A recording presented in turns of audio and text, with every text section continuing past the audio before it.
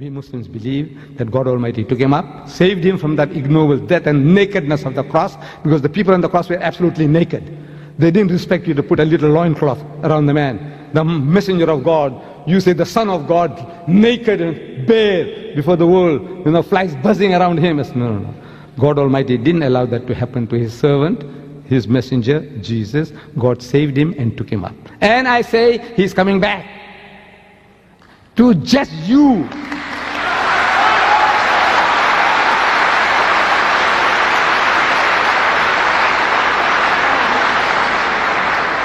He is coming back.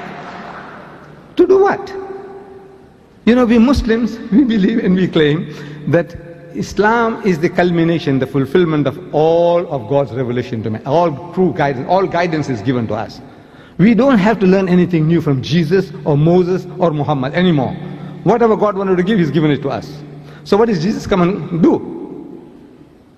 I says, no, He's coming along to rectify you. And He's telling you in the Gospel of St. Matthew, He says, many will say to me on that day, in His second coming, on His return, and many will say to me on that day, Lord, Lord, did we not prophesy in Thy name, and in Thy name cast out devils, and in Thy name do many mighty works? They're going to ask Jesus, didn't we do all these things? We built hospitals, orphanages, and we looked after the Aborigines, and we looked after the Maoris, and we looked after the Indians. Yes, all these things we did. We educated all these fools, we civilized them, we cultured them, yes, we did all the things. So did we not prophesy in Thy name, and in Thy name cast out devils, and in Thy name do many mighty works? What does Jesus say to that? He said, I never knew you. He said, depart from me, ye that work iniquity. You are evildoers, you are evilmongers. Amazing. I'm asking the Christians, answer me. You know why? Because you call Him Lord. He is not your Lord. He is not your God.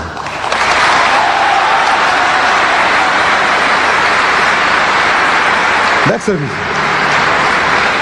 That is the reason. He's telling you, come, I'll teach you how to pray, and pray like this, and He puts the words in your mouth. Like a little baby, like a little child, pray like this. Oh, our Father, which art in heaven. Our Father, which art in heaven, including Judas, because Judas was in the group. He's the father of everybody, the sinner and the saint. He's the creator, Lord, cherisher, sustainer. Call Him Father, okay. Oh, our Father, which art in heaven, hallowed be Thy name, Thy kingdom come, Thy will be done on earth as it is in heaven. Where did He say the Father of Jesus Christ in heaven? Or Jesus Christ my Lord in heaven? Where? He said, this is how you pray. But you have forgotten that. You're worshipping Him instead of worshipping the Father. Matius pasal 7, saudara, ayat yang ke-21 sampai ayat yang ke-23. Bukan setiap orang yang berseru kepadaku, Tuhan, Tuhan, akan masuk ke dalam kerajaan sorga, melainkan dia yang melakukan kehendak Bapakku yang di sorga. Pada hari terakhir banyak orang akan berseru kepadaku, Tuhan, Tuhan, bukankah kami bernubuat demi namamu, dan mengusir setan demi namamu, dan mengadakan banyak mujizat demi namamu juga? Pada waktu itulah aku akan berterus terang kepada mereka dan berkata, aku tidak pernah mengenal kamu, enyahlah daripadaku, kamu sekalian pembuat kejahatan. Saudara, mari perhatikan ayat 21. Tuhan Yesus berkata, bukan setiap orang yang berseru kepadaku Tuhan, Tuhan, akan masuk ke dalam kerajaan surga, melainkan dia yang melakukan kehendak Bapakku yang di surga. Kata berseru dalam teks ini adalah lego, yang artinya mengucapkan, menyebut, atau memanggil. Di dalamnya termasuk pengakuan. Orang yang menyebut, memanggil, dan mengakui bahwa Yesus adalah Tuhan. Ini pasti orang-orang Kristen yang selama ini digolongkan sebagai orang percaya. Secara disadari atau tidak, saudara, kita sering menyamakan antara orang Kristen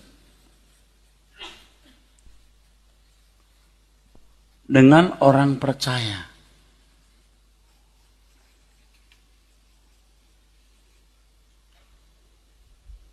Apakah orang Kristen adalah orang percaya? Sebenarnya tidak.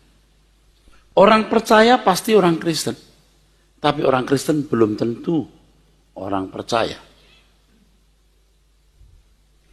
Orang percaya pasti orang Kristen. Tapi orang Kristen belum tentu orang percaya. Tuhan Yesus mengatakan, bukan setiap orang yang berseru kepadaku, Tuhan, Tuhan, akan masuk ke dalam kerajaan surga. Bukan jaminan orang yang mengucapkan, menyebut, memanggil dan mengakui Yesus Kristus adalah Tuhan masuk kerajaan surga. Kalau saya boleh menggunakan kalimat lain, bukan jaminan orang Kristen masuk surga, tetapi orang yang melakukan kehendak Allah. Pernyataan Tuhan Yesus ini menegaskan bahwa untuk masuk kerajaan surga itu conditional, bersyarat. Syaratnya adalah melakukan kehendak Bapa. Apa yang saya kemukakan ini sangat berbeda dengan pengertian banyak orang Kristen selama ini yang merasa kalau sudah menyebut Tuhan Yesus sebagai Tuhan, pasti selamat atau masuk ke dalam kerajaan surga. Jelas Tuhan mengatakan bukan setiap orang yang berseru kepadaku, Tuhan, Tuhan, akan masuk ke dalam kerajaan surga. Melainkan dia yang melakukan kehendak Bapakku yang di surga.